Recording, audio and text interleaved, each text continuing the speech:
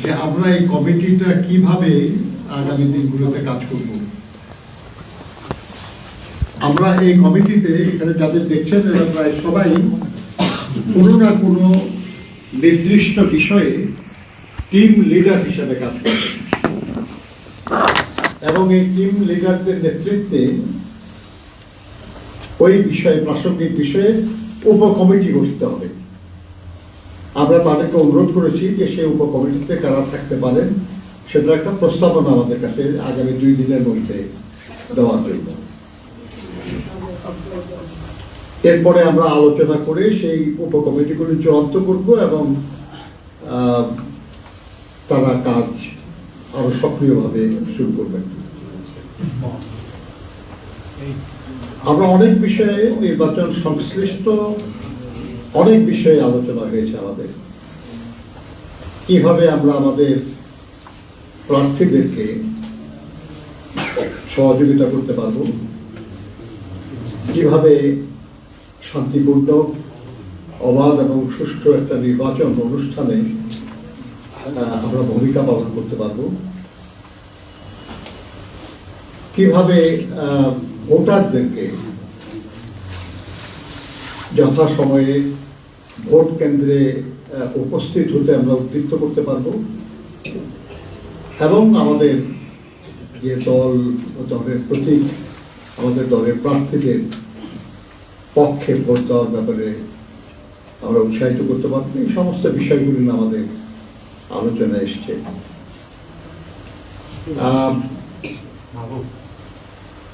এবং এই বিষয়গুলি অ্যাড্রেস করার জন্য আমাদের যে উপকমিটিগুলি তারা তাদের সংশ্লিষ্ট বিষয়ে কাজ করবেন, আমাদের পরামর্শ দেবেন এবং আমাদের প্রার্থীদের সহযোগিতা করবেন। আপনারা জানেন যে বাংলাদেশ জাতীয়তাবাদী দলই সেই প্রধান সংগঠন যারা বরাবর যথাসম্ভব দ্রুত জাতীয় সংসদ নির্বাচনের জন্য দাবি জানিয়েছে। কেউ কেউ অভিযোগ করেন যে নির্বাচন হলেই বিএনপি ক্ষমতায় যাবে, সেজন্য বিএনপি তাড়াতাড়ি নির্বাচন চায়। দেশের সবচেয়ে জনপ্রিয় রাজনৈতিক দল হিসাবে অবশ্যই বিএনপির রাষ্ট্র পরিচালনার দায়িত্ব হওয়ার সম্ভাবনা আছে, উজ্জ্বল সম্ভাবনা আছে, কিন্তু সেই কারণে আমরা নির্বাচন চাই না। আমরা দীর্ঘ 16 বছর ধরে আমরা স্বৈরাচারী সরকার, যেটা পরবর্তীতে ফ্যাসিবাদী সরকারে পরিণত হয়েছিল, সেই সরকারের পতন চেয়েছি, দেশে গণতন্ত্র পুনঃপ্রতিষ্ঠা চেয়েছি। আমরা যে এক দফা দাবির আন্দোলন করছিলাম সেটা ছিল ফ্যাসিস্ট সরকারের পতন এবং নির্দলীয় নিরপেক্ষ সরকারের অধীনে জাতীয় সংসদের নির্বাচন। 2024 সালের জুলাই আগস্টের গণঅভ্যুত্থানের মাধ্যমে আমরা ফ্যাসিস্ট সরকারকে বিদায় করতে পেরেছি, কিন্তু দেশে গণতন্ত্র পুনঃপ্রতিষ্ঠা হয় নাই। গণতন্ত্র পুনঃপ্রতিষ্ঠা শুধুই একটা অবাধ সুষ্ঠু নির্বাচনের মাধ্যমে, জনগণের ভোটের মাধ্যমে, জনগণের সমর্থনের দ্বারা পুনঃপ্রতিষ্ঠা হতে পারে। সে কারণেই আমরা বারবার নির্বাচনের কথা বলেছি। বিএনপির ইতিহাস তো এটাই। আমরা একদলীয় বাকশাল শাসনের অবসান করে বহুদলীয় গণতন্ত্র ফিরে পেয়েছি বিএনপির প্রতিষ্ঠাতায় শহীদ রাষ্ট্রপতি জিয়া রহমানের হাত ধরে। এরপরে এরশাদের সামরিক স্বৈর শাসন, সেটার বিরুদ্ধে অবিরাম লড়াই করে নির্বাচনে বিজয়ী হয়ে দেশনেত্রী বেগম খালেদা জিয়া সংসদীয় গণতন্ত্র পুনঃপ্রতিষ্ঠা করেছিল। এবার বাংলাদেশের মানুষ বহু বছর ভোট দিতে পারে নাই, পছন্দের প্রার্থী নির্বাচিত করতে পারে নাই। আমরা আশা করছি যে এবার জনগণ ভোটের মাধ্যমে তাদের পছন্দনীয় প্রার্থীদের নির্বাচিত করতে পারবে এবং তাদের পছন্দনীয় একটা সরকার পাবে, যে সরকার তাদের কল্যাণের জন্য কাজ করবে। কাজেই এই নির্বাচনটা যাতে অবাধ সুষ্ঠু হয়, এই নির্বাচনটা যাতে শান্তিপূর্ণ হয়, এই নির্বাচনে যেন সত্যি সত্যি আমাদের জনগণ তাদের মত প্রকাশ করতে পারেন, সেই লক্ষ্যে আমাদের কাজ। আমাদের নেতা জনাব তারেক রহমানের নেতৃত্বে আমাদের দল এই কাজটি করছে।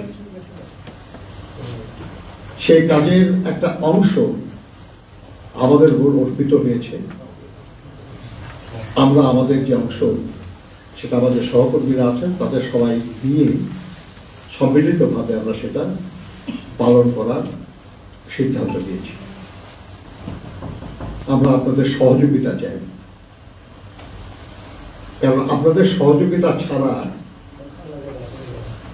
আমাদের কথা, আমাদের কাজ, আমাদের আকাঙ্ক্ষা কোনোটাই জনগণের কাছে পৌঁছবে না।